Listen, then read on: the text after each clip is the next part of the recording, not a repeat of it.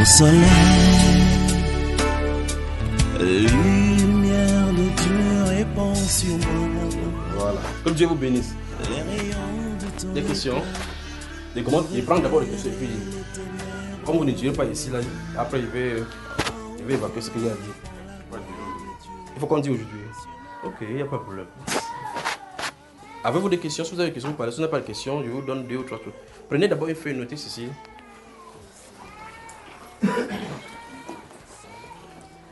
Comme vous avez dit que vous allez prier, les femmes là particulièrement, je vais que vous... Comment est-ce qu'on va prendre là?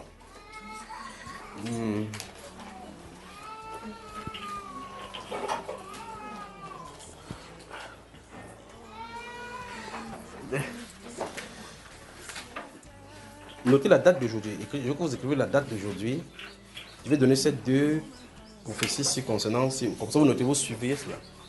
Le but pour lequel je vais vous donner ici au milieu, ce n'est pas normal. Parce que normalement, ce n'est pas à vous qui devez donner au milieu. Lorsque le Seigneur a permis que je vienne ici, c'est-à-dire que le Seigneur veut votre intercession. D'accord? Premier message, ça c'est pour la Côte d'Ivoire.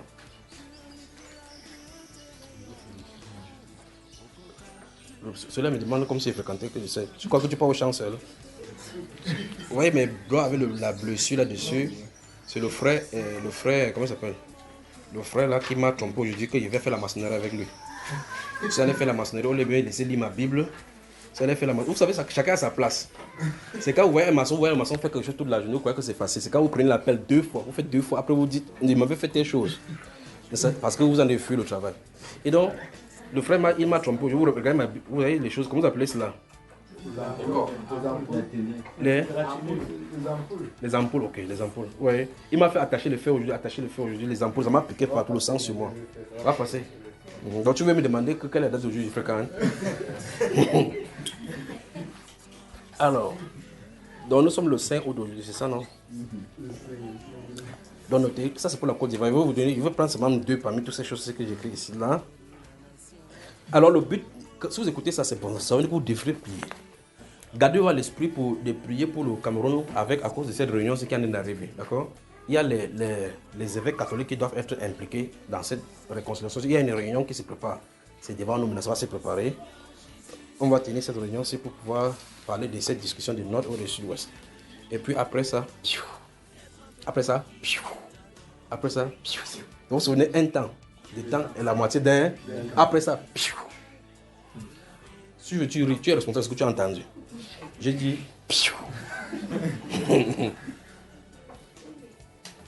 maintenant, ça me permet de dire, avant que vous notez ces choses-ci, vous les enfants du Seigneur, vous avez la capacité de travailler. Préparez-vous parce que le Seigneur va vous appeler au travail véritablement dans le pays. Le pays où les enfants du Seigneur doit être élevé à cause de la justice. C'est-à-dire qu'à cause de la présence des enfants de Dieu dans des places de responsabilité. Quand il n'y a pas de place de responsabilité, ça ne veut pas dire nécessairement que vous soyez chef quelque part. Tout à l'heure, quand le frère Jean-Pierre parlait, il parlait de nous sommes le sel de la terre. Et j'ai entendu cet exemple qui disait que c'est un malade qui mange la nourriture qui n'a pas de sel. Parce qu'à l'hôpital, on lui a interdit de ne pas manger le sel. Donc normalement, ce sont des gens qui n'aiment pas la justice, qui aiment les endroits où il y a la corruption. Et ce sont ces endroits de corruption qui amènent la colère de Dieu sur le pays. Et donc si vous êtes un enfant de Dieu, vous travaillez quelque part et que vous preniez la position de la parole, dans ce service-là, on dit qu'on fait la corruption. Quand vous travaillez pour le Seigneur, vous travaillez ce que vous avez fait comme votre travail, vous contentez de votre solde, de votre paye. Les usagers vont commencer à dire que donc, quand j'aime aller dans ce service-là, j'aime voir telle personne. Vous n'avez pas besoin d'écrire là-bas sur le mur comme ça que je suis couvert, mon bureau couvert par le sang de Jésus. Non, vous voyez, dans un bureau, les gens s'assoient pour faire la corruption. On a dessiné les papiers là-bas que non à la corruption. Il dit bien non à la corruption. C'est là où il passe même l'argent qu'en bas, dans l'endroit où c'est écrit là-bas non à la corruption. Je ne sais pas si l'être humain, je ne sais pas si vous saisissez. Vous passez dans le carrefour, vous voyez un mur, on a écrit interdit d'uriner ici. La personne urine que sur la plaque. Alors de côté, si vous voyez, la mairie ou bien quoi que ce soit, mettre les plaques là-bas, interdit de garder. Vous savez, il y en a mis des petites plaques là-bas. C'est interdit de vendre ici sous peine de poursuite judiciaire. La maman enlève son porte-monnaie, son portefeuille. Elle accroche que sur ça, elle est à côté. Je vends, je perds, je perds, je vends, je vends, je perds. Là, on a écrit interdit de vendre sous peine de poursuite judiciaire. Les gens de la communauté viennent aussi là-bas, ils voient sous peine de poursuite judiciaire. Ils ne poursuivent pas judiciairement. Il dit la mère, donne ma part. La mère, on donne 500, il laisse. La peine de judiciaire, ça c'est l'injustice. À cause de ces choses-ci, Dieu frappe le pays. Et donc, je dis, les enfants du Seigneur, préparez-vous pour la nouvelle nation qui vient d'arriver.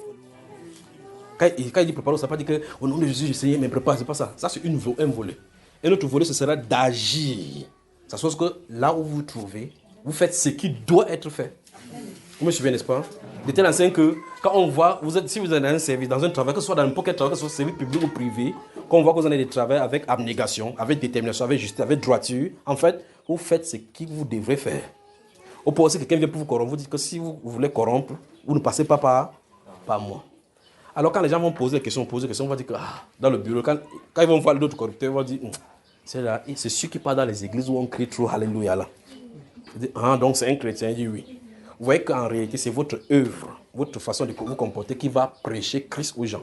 Amen. Mais si vous écrivez au-dessus là-bas que je suis couvert par le sang de Jésus, et que quelqu'un dit Dieu, vous avez insulté quelqu'un, c'est incompatible avec la parole de Dieu. D'accord, mon frère?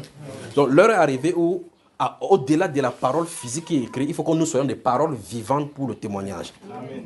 D'accord? Amen. Donc, première prophétie, Côte d'Ivoire. Conflit ethnique. C'est ce que j'ai vu. Très souvent, maintenant, ils donnent des détails sur les prophéties. Je ne sais pas si c'est... Ouais, c'est écrit là-bas beaucoup. Vous voyez comment c'est écrit, non? Vous voyez, non?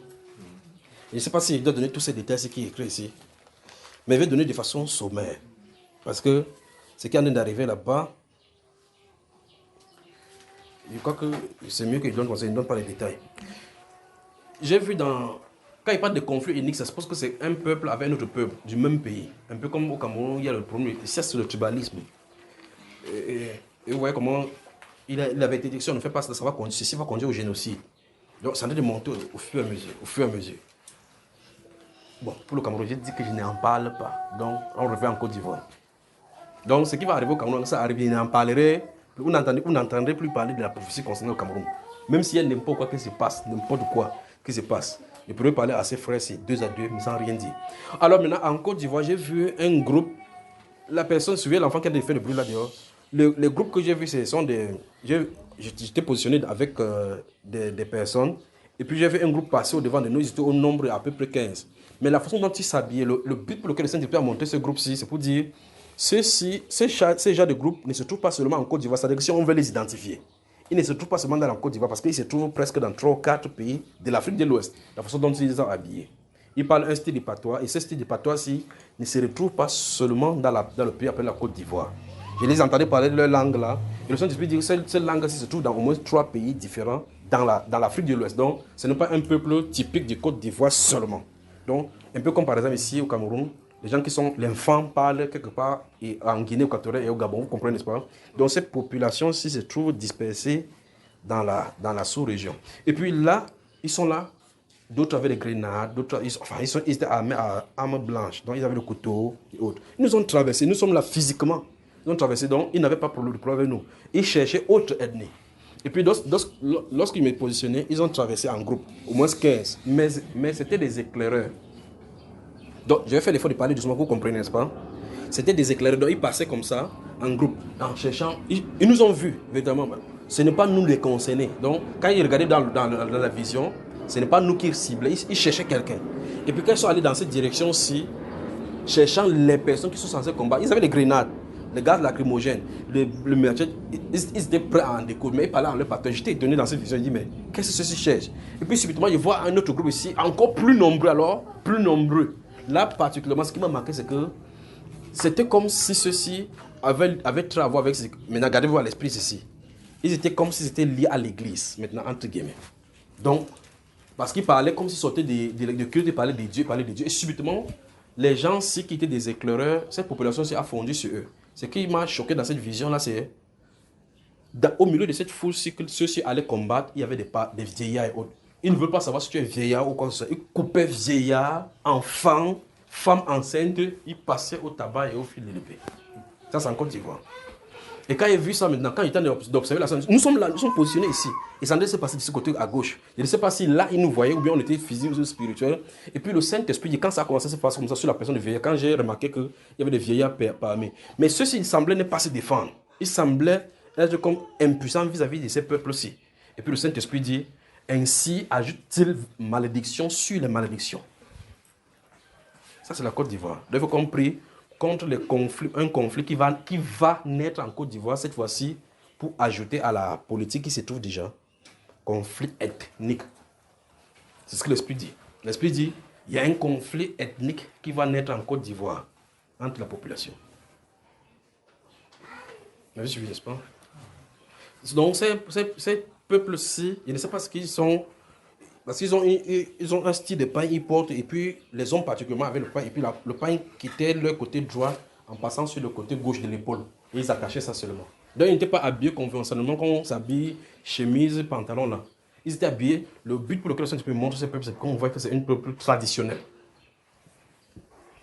C'est bon là, frère? Vous allez prier, n'est-ce pas? Nous allons prier pour eux, d'accord? Voilà. Gardez voir l'esprit aussi de prier pour le président de la RDC, parce que là-bas, ça va secouer. Je regarde dans l'esprit, voir est-ce qu'il va prendre cette décision si rapidement avant que ça ne se passe, parce qu'il va avoir des choses là-bas. Il va avoir des choses. Donc quand ça va se calmer avec Corona là, vrai, les tensions vont naître là-bas grave. Donc il a une montagne devant lui qui doit pousser. Mais est-ce qu'il va pousser avant ces choses-ci? S'il ne pousse pas rapidement, ça va naître sur lui au point où vous allez entendre que les militaires ont pris la présidence du Congo. Voilà. Deuxième prophétie sur lequel vous allez prier. Ah, un de ceux, je veux venir ici, c'est chez vous, je vous dis pourquoi. Il vous dit, quand il dit les messages, et puis il dit que priez. Qu'on prie. Beaucoup de choses qu'on prie, on prie pour que ça avorte. Pour que si ça peut être moindre, que ça soit moindre. Vous comprenez, n'est-ce pas? Parce qu'en réalité, pour la Côte d'Ivoire, comme nous sommes de parler, pour la Côte d'Ivoire, vous voyez que depuis des années, l'Esprit dit, ce qui doit se passer, c'est la réconciliation. On a commencé comme ça, à vouloir s'asseoir sur la table, mais chacun parle avec un cœur double. Vous voyez? Il parle avec un cœur double, mais avant d'arriver maintenant, l'élection présidentielle arrive, chacun commence à faire maintenant comme s'il veut faire la paix, alors que ce n'est pas la paix qu'ils sont de faire. Qu'est-ce qui va arriver? Le trône, le sang n'est pas sur le trône. Et comme ça ne suffit pas, celui qui est là porte encore des gens. Vous savez, ils ont appelé les marabouts dans les différents coins de l'Afrique. Ils sont allés dans les forêts pour aller sacrifier encore des gens. Dans l'optique d'amener la paix. On fait des sacrifices humains pour amener la paix. Ça ne se passe pas comme ça. Et quand ils partent, il faut faire ça dans l'obscurité, quoi qu'on ne connaisse pas. Et le Saint-Esprit dit, observe ce qu'ils sont en train de faire. Vous voulez la paix? On ne peut pas faire la paix avec le prince des ténèbres. On fait la paix avec le prince des paix. Donc c'est Jésus qui doit être au milieu. On va inviter les marabouts, on donne l'argent. Ils font ça, la presse ne connaît pas. Bon, si les gens entendent, ils savent de quoi il est question parce que les gendarmes sont là, ils ont escorté. Ils amènent dans la forêt. Les gendarmes restent devant la forêt, ils gardent, on ne sait pas ce qui va se passer. Les marabouts vont dans les forêts. Ils parlent de la Côte d'Ivoire. C'est pour le Cameroun, ils n'aiment pas leur. Il règne ils partent faire des sacrifices à l'intérieur de la forêt. Après, ils sont dit que ton règne. Éternel est son nom. Attendez. Nous prosternons devant sa majesté. Oh, nous nous prosternons. Nous nous prosternons. Nous nous prosternons.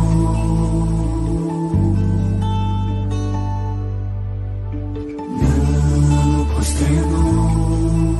Devant ton trône, nous levons nos mains. Et nous levons nos mains. Nous voulons t'adorer. Et nous levons nos mains. Et nos cœurs, alléluia, nous t'adorons.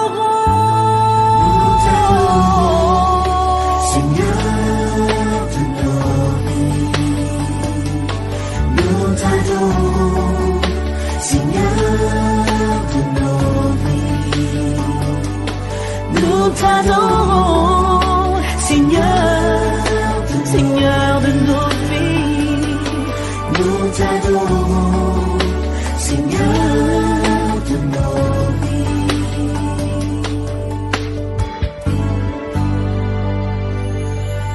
C'est à lui qu'appartiennent le salut et la gloire, ainsi que la puissance. Nous nous prosternons devant toi, Seigneur. Nous nous prosternons devant